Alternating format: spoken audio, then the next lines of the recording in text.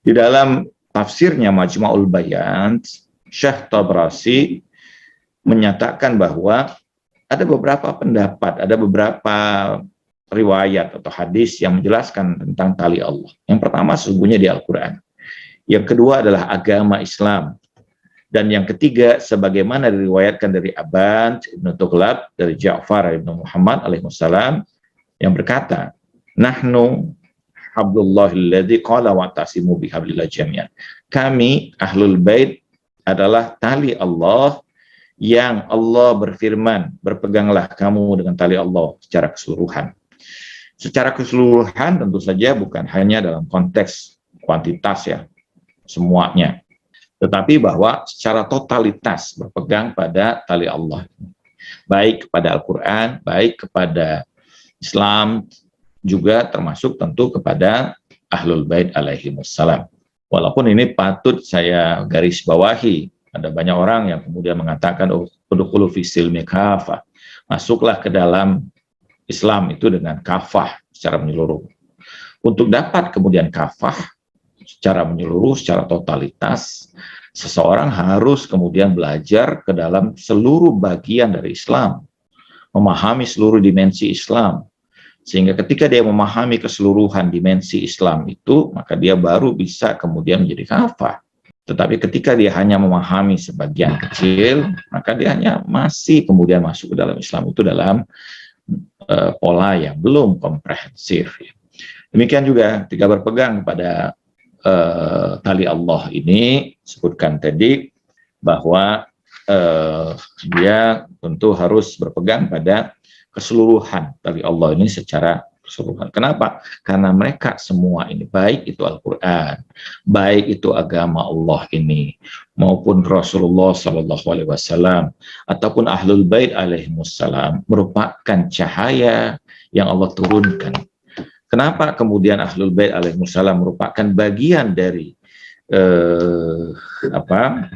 merupakan bagian dari tali Allah, sebagaimana hadis yang lain, rawahu Abu Sa'id Al-Khudri an Nabi sallallahu alaihi wasallam annahu qala ayuhan nas inni qad taraktu fikum hablain in akhastum bihima lan tadilu ba'di ahaduhuma akbar min al-akhar kitabullahu hablun mamdud minas sama'il al-ard wa itrati ahlil baiti ala wa innahuma la yaftariqa hatta yuradda alayyal haud.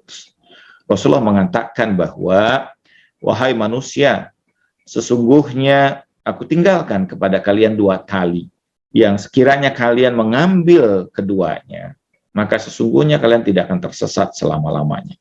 Yang satu lebih besar, lebih agung, lebih luar biasa dibanding yang lain, yaitu kitab Allah yang merupakan tali yang terulur dari langit menuju bumi, dan keluargaku Ahlul Baitku. Maka hendaklah kalian maka keduanya tidak akan pernah berpisah sampai berjumpa denganku di telaga Al-Haud.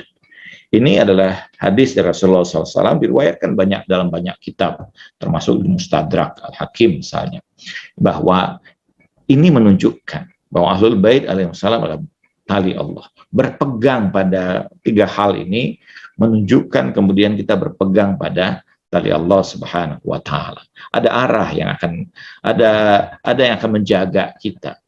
Ada pedoman yang akan terus membimbing kita untuk menempuh jalan dalam perjalanan kehidupan kita. Kemudian bahwa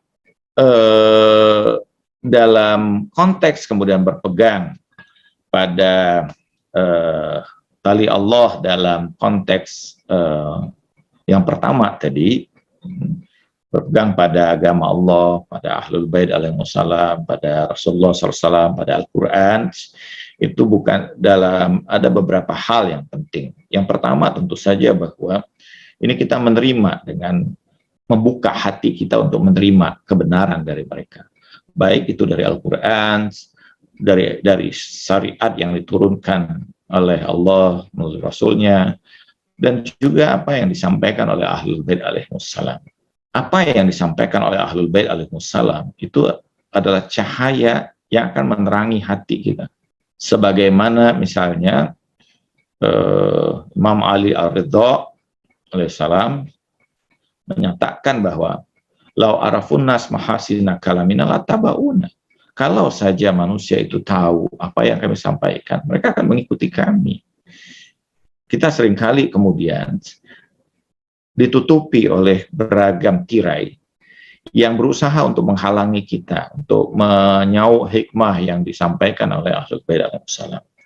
Kemudian kita mengagungkan, mengutamakan setiap apapun yang datang dari ketiga hal dari Allah ini. Sebagaimana Rasulullah mengatakan, nahnu aula bil mu'minina min anfusihim. Kami lebih utama dari orang-orang beriman itu terhadap diri mereka sendiri. Apa yang disampaikan baik oleh Rasulullah SAW dalam ayat Al-Quran. Karena itu di antara satu adab kita terhadap Al-Quran, jangan pernah kemudian menjadikan setiap ayat Al-Quran sebagai bagian dari lelucon kita. Jangan pernah menjadikan kemudian apa yang diajarkan oleh agama sebagai bagian yang kita jadikan permainan atau senda gurau. Dan jangan pernah menjadikan apapun yang disampaikan oleh Rasulullah SAW dan Ahlul Bait alaihissalam sebagai sesuatu yang kita anggap tidak memiliki nilai.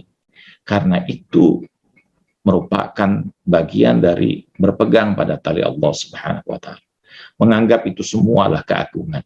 Walaupun tentu saja kita harus tetap mengedepankan kritis ya, sikap kritis kita.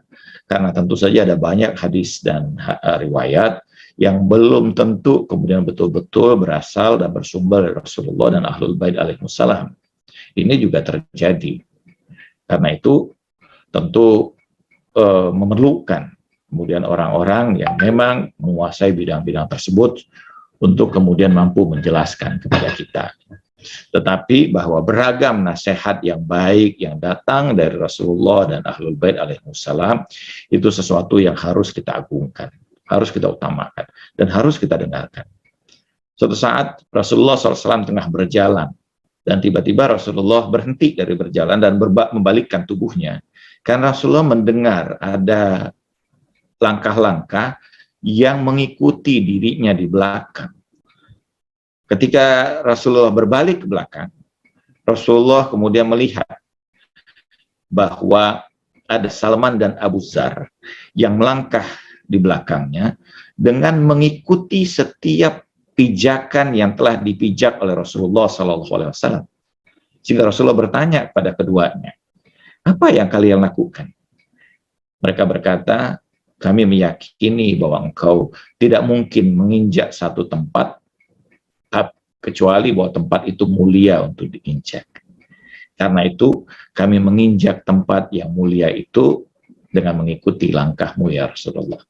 Sehingga Rasulullah mengatakan, shadaqtum, kalian benar dan kalian akan bersamaku nanti di surga, kata Rasulullah. Ini menunjukkan pada kita, bahkan pada setiap langkah mereka pun itu tentu merupakan satu hal yang utama, satu hal yang luar biasa.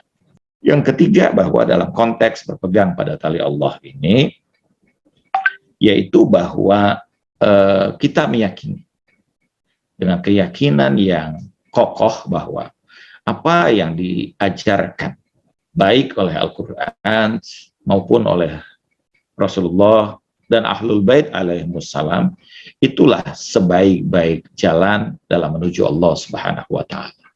Karena itu kita tentu harus menyisihkan kemudian sesuatu di luar itu. Kenapa? Bisa jadi ketika sesuatu itu sesuai dengan apa yang disampaikan oleh Rasulullah SAW dan Ahlul Baitnya, itu sesuatu yang baik, sesuatu yang benar yang dapat kita ikuti. Sekalipun tetapi ketika sesuatu itu bertentangan dengan apa yang disampaikan oleh Allah, Rasulnya dan Ahlul Bait alaihissalam, maka tolaklah. Kenapa? Karena itu pasti akan menyesatkan kita. Sekalipun kemudian keluar dari seseorang yang memiliki karomah yang luar biasa. Jalaluddin Rumi mengatakan bahwa janganlah engkau takjub kepada karomah itu. Karena setan itu ketika berbicara denganmu, dia bisa kemudian menampilkan dirinya di timur, dan ketika engkau berbalik, dia sudah berada di barat. Begitu luar biasa. Bahkan di antara karomah setan itu, Dia hidup sejak zaman Adam alaihissalam hingga akhir zaman. Dia tidak mengalami kemudian kematian sejenak pun. Apakah kemudian apa yang dinyatakan oleh setan menjadi sesuatu yang benar? Tentu tidak. Walaupun terlihat bagaikan sebuah keindahan. Tetapi ingat bahwa itu akan menyesatkan. Betapa banyak kemudian dalam jalan tasawuf ini, yang dalam istilah almarhum Ustadz Jalil Rahmat sebagai perompak-perompak di jalan Tuhan. Mereka mengaku spiritualis, tapi justru sebenarnya menghancurkan rohani kita.